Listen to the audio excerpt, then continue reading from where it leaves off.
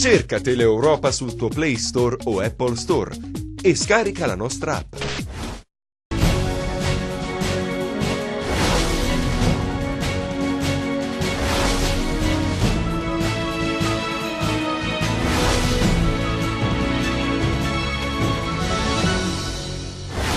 Allarme del Comitato Pendolari dell'Alto Tirreno Cosentino, la provincia rischia di rimanere senza treni. Un giovane di 26 anni di Girifalco è morto in un incidente stradale verificatosi nel Catanzarese, avrebbe perso il controllo del mezzo finendo fuori strada. Burian farà sentire i suoi effetti anche in Calabria per le prossime 48 ore. Allerta neve emesso dalla Protezione Civile interesserà le aree interne del Cosentino. I rettori delle università calabresi si dicono soddisfatti, non c'è alcun calo di iscritti e il livello della didattica è soddisfacente. Nell'ospedale di Polistena, TAC rotta è la quarta volta in pochi giorni. A Trebisacce per la riapertura del nosocomio si attende l'arrivo del numero dei medici necessari per attivare la struttura. La neve ferma la Coppa Italia di Serie C, rinviata al 6 marzo la gara di andata tra Viterbese e Cosenza. Buonasera dalla redazione del TG10. Dunque la provincia di Cosenza rischia di restare senza treni, l'allarme lanciato dal Comitato Pendolari Alto Tirreno Cosentino. Il rischio deriva dalla complessa situazione dei treni interregionali che vede contrapposte Calabria e Campania. Sentiamo.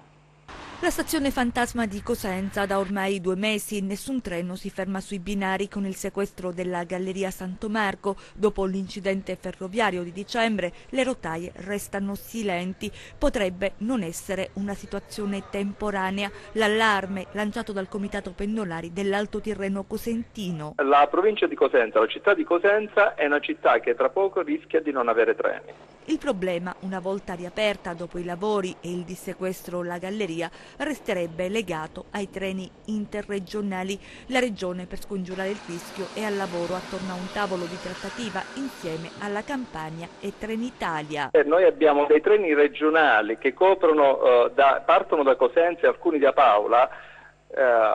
Avevamo, perché ne sono rimasti pochi, man mano vengono tagliati, che sono a rischio, cioè sono dei treni interregionali divisi tra più regioni, Campania, Basilicata, Calabria, e i costi devono essere sempre divisi tra queste regioni e sono sempre in continua discussione, tant'è vero che negli ultimi 3 anni abbiamo subito un taglio su questi treni. Tra i pendolari c'è preoccupazione. Una risposta potrebbe arrivare dai nuovi treni, il cui acquisto è previsto dalla Regione Calabria. Abbiamo avuto una riunione in Calabria con l'assessore ai trasporti e l'assessore Musmanno. I nuovi treni elettrici, perché parliamo di treni elettrici sulla tratta dell'Alto Tirreno Cosentino, del Tirreno in generale, dove c'è la linea elettrificata, non arriveranno prima del 2020. Il 2019 ci saranno dei treni diesel, ma sulla parte elettrificata i nuovi treni POP, così c'è stato riferito,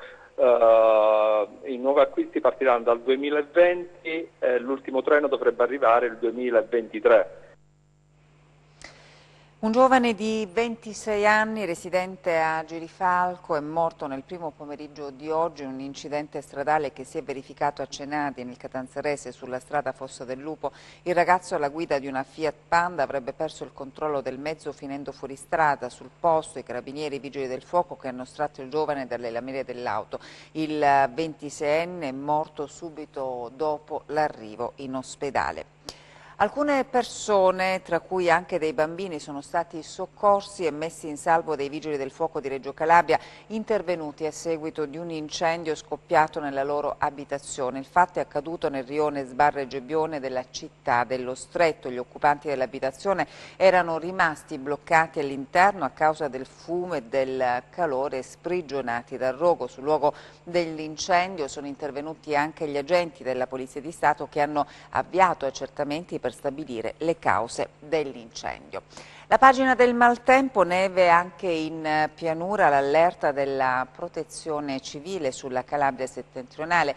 I fiocchi bianchi interessano soprattutto la provincia di Cosenza, predisposti controlli per le auto all'ingresso della A2. Sentiamo. Eccola l'allerta meteo diramata dalla Protezione Civile regionale, previsioni confermate dal brusco cambiamento delle condizioni meteorologiche rispetto a questa mattina nella parte settentrionale della Calabria. Abbiamo ovviamente notificato a tutti gli enti interessati questa allerta meteo per neve a bassa quota in pianura, addirittura in Calabria settentrionale, rispetto alla regione sopra i 300-500 metri.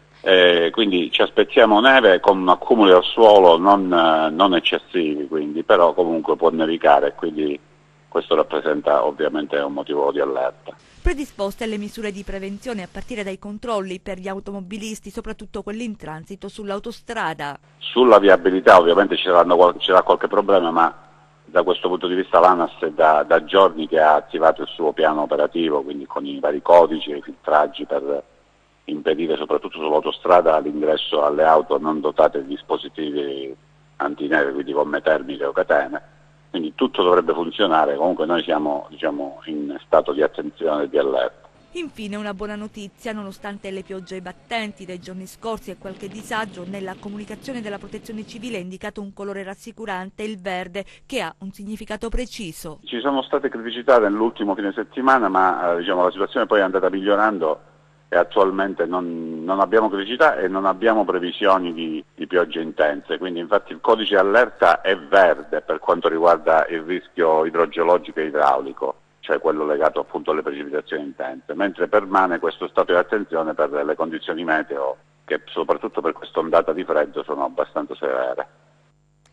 E dopo il record delle 30 ore di ritardo del treno Reggio Calabria-Torino, il Codacons ha presentato un esposto in tutte le procure calabresi in relazione proprio ai forti disagi nel trasporto ferroviario verificatisi ieri. Le procure, sottolinea il Codacons, dovranno indagare per interruzione di pubblico servizio verificandone le inefficienze dei gestori ferroviari. È intollerabile che maltempo e basse temperature possano mettere in ginocchio l'intero settore dei trasporti su rotaie, coinvolgendo migliaia di incolpevoli passeggeri che hanno subito disagi assurdi. Parliamo adesso di università. Soddisfatti i rettori degli atenei calabresi, non c'è nessun calo di iscritti e il livello della didattica è soddisfacente. Stanno tutte bene le università calabresi, lo dicono i rettori riuniti all'Unical per fare il punto sull'attuazione del programma quadro del sistema universitario regionale. Funziona, affermano quasi in coro, la sinergia tra atenei, nata sotto leggi della Regione, che sostiene economicamente la formazione di eccellenza e tiene l'appeal delle università, nonostante le difficoltà legate al calo demografico in atto in tutto il Mezzogiorno e il costante flusso migratorio verso gli atenei del centro-nord. Cominciamo dal padrone di casa, il rettore Crisci. Noi quest'anno abbiamo avuto di fatto praticamente lo stesso numero di immatricolati, di iscritti, non solo immatricolati e iscritti dell'anno passato.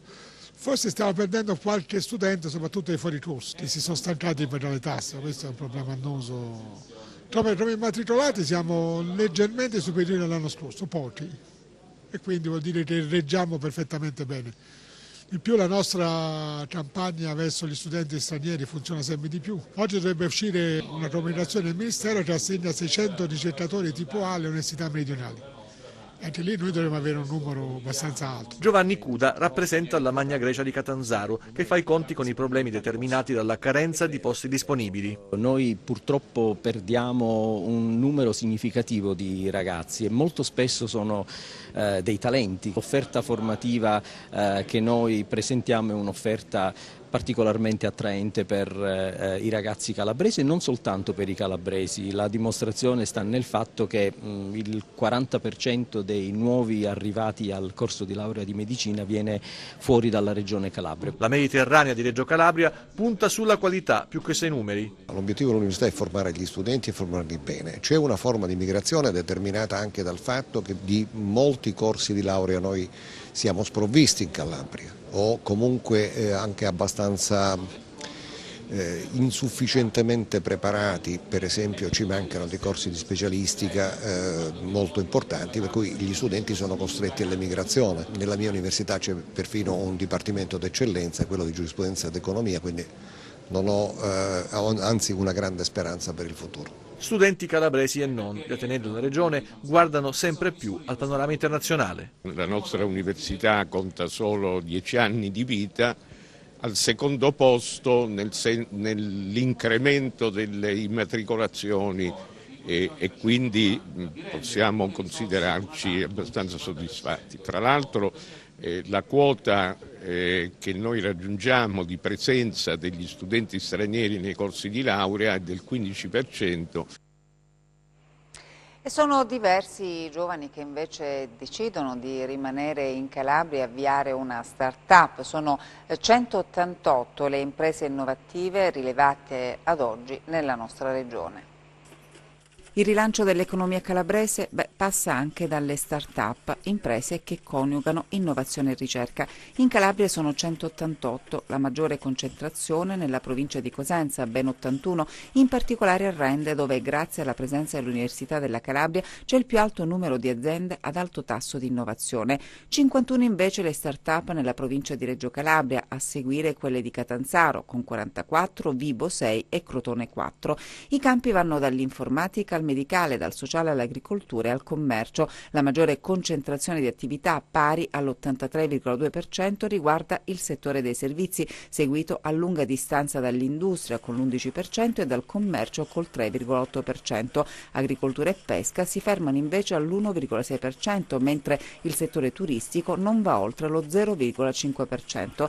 Le start-up sono realtà produttive caratterizzate da una forte presenza giovanile. In Calabria sono 44 quelle messe in piedi da under 35, 29 sono poi quelle con una compagine societaria a prevalenza femminile, mentre solo 4 appartengono a cittadini stranieri. Lo stato giuridico più utilizzato dagli start-upper calabresi è la società a responsabilità limitata, che identifica ben il 95,21% delle aziende. Solo il 4,26% riguarda le cooperative, mentre le società per azioni sono appena lo 0,53% del totale.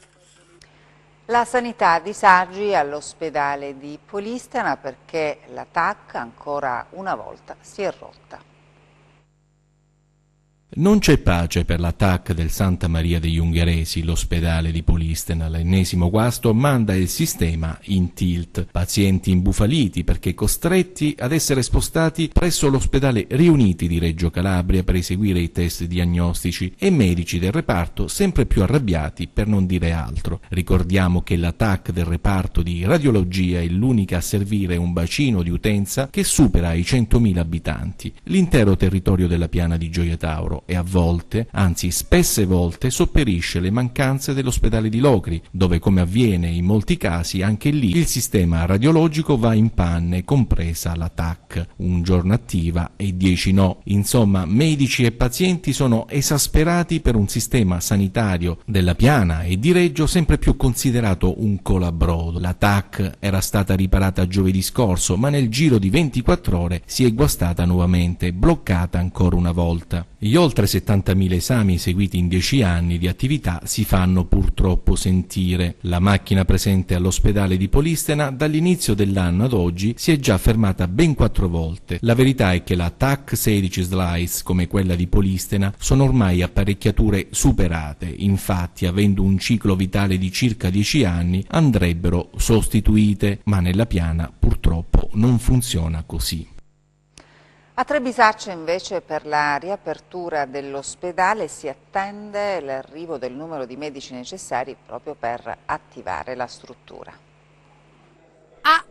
Medici cercasi, un annuncio che potrebbe calzare a pennello a diversi presidi ospedalieri della nostra regione, ma che invece interessa l'ospedale Guido Chirichimo di Trebisacce. Siamo sulla fascia dell'Alto Ionio Cosentino e qui lo scorso 14 febbraio si è deciso di avviare subito le attività ospedaliere con l'apertura del pronto soccorso, dopo il nulla osta dell'apposita commissione dell'ASP per la verifica strutturale dei locali. Sarebbero 10 i camici bianchi attesi nel nosocomio, necessari per avviare le attività ospedaliere. Con decorrenza dal prossimo 1 marzo, il direttore generale dell'ASP, Raffaele Mauro, ha firmato un documento attraverso il quale ha disposto un ordine di servizio per 4 anestesisti che inizieranno a lavorare per assicurare le loro prestazioni presso il pronto soccorso. Ma non è l'unico atto intrapreso da Mauro. visto che con avviso interno ha indetto la selezione per la ricollocazione su posti vacanti per ricoprire quello di primario della divisione di medicina generale del Chirichimo, dei dipendenti già titolari di strutture complesse. A tutto questo c'è però da aggiungere la reperibilità sia per il giorno che per la notte di specialisti in cardiologia, visto che al momento la presenza è garantita solo nelle ore mattutine dalle 8 alle 14. Insomma, finalmente si aprono spiragli positivi per un territorio che ha sofferto e combattuto su più fronti per avere un diritto per troppo tempo negato. La vicenda della discarica di Celico c'è attesa per la pronuncia del TAR sul rinnovo dell'autorizzazione integrata ambientale. Sulla pagina Facebook i timori del Comitato Ambientale Presilano a meno di 24 ore dal pronunciamento al TAR sul rinnovo dell'autorizzazione integrata ambientale per la discarica di Celico. Tutta la comunità presilana attende con trepidazione che il Tribunale Amministrativo Regionale dia parere positivo al ricorso presentato dal Comune di Rovito, al quale poi si sono aggiunti anche i comuni di Spezzano della Sila, Lappano, Celico e il Parco Nazionale della Sila.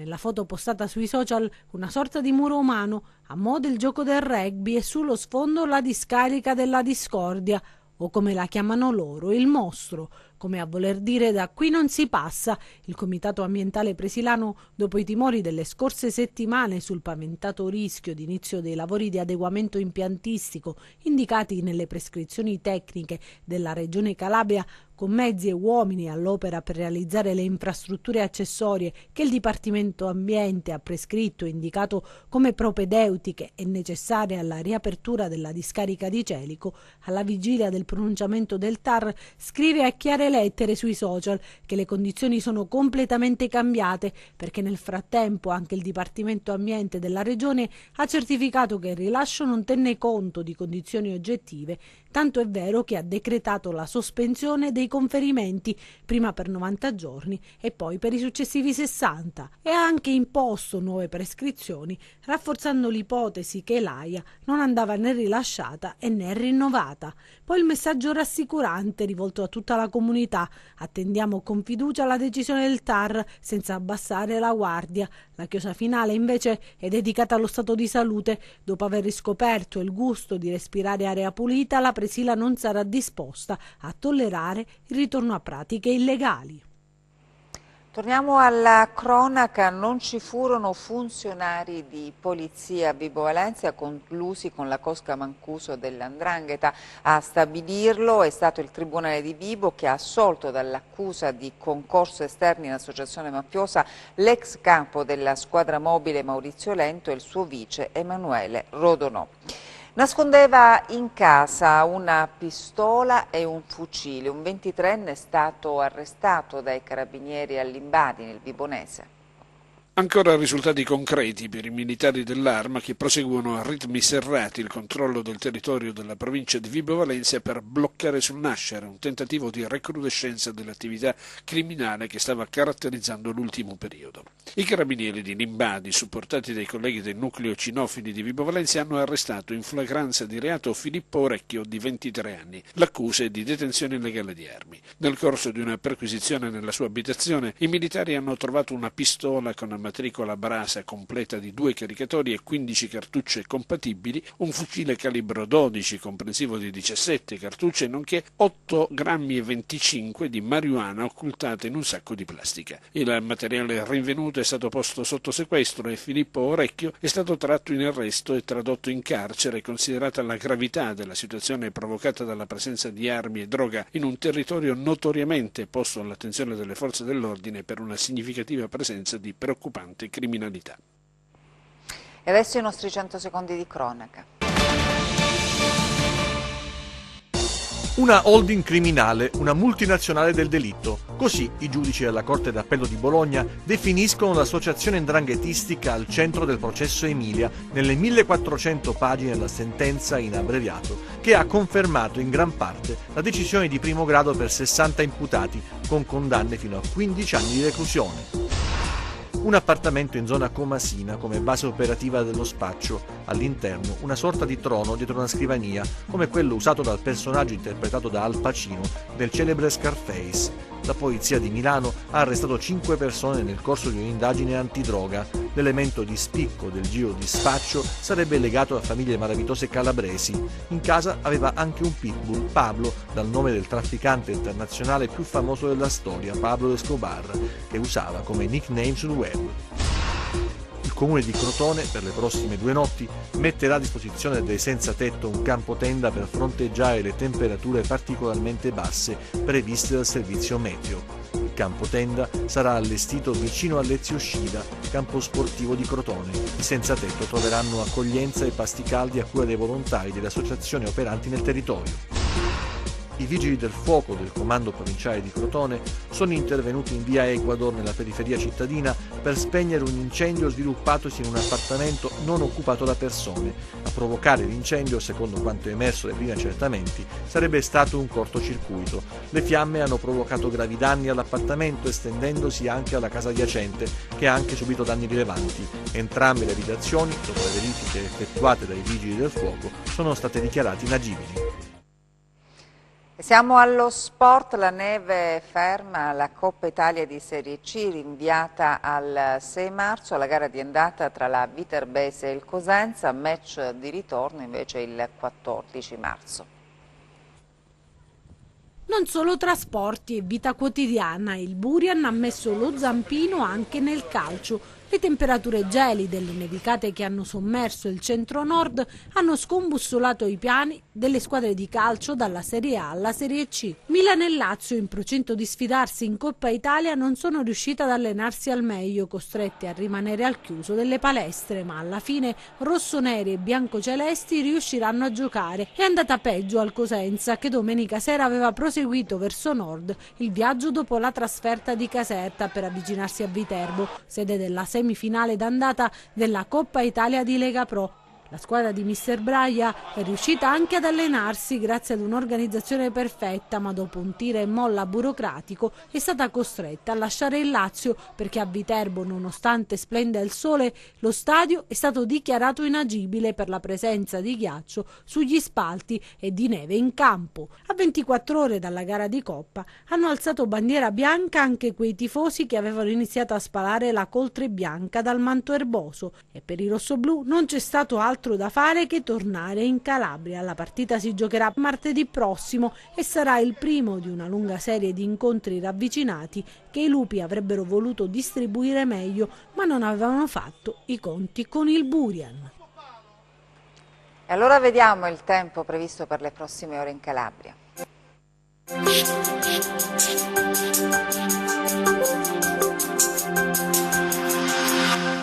Ben ritrovati allo spazio delle previsioni del tempo a cura di meteoincalabria.it.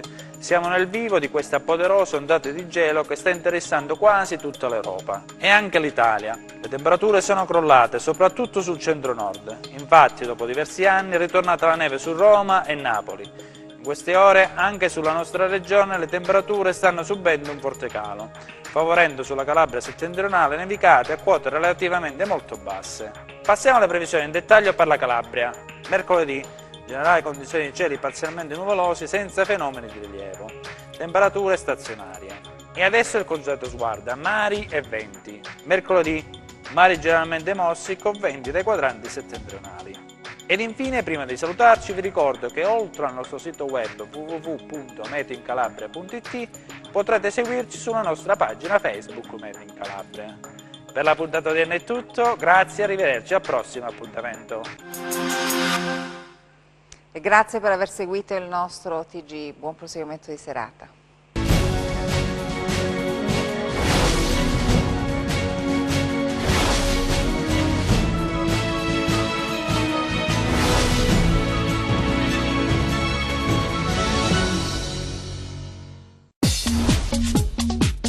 Cerca Teleeuropa sul tuo Play Store o Apple Store e scarica la nostra app.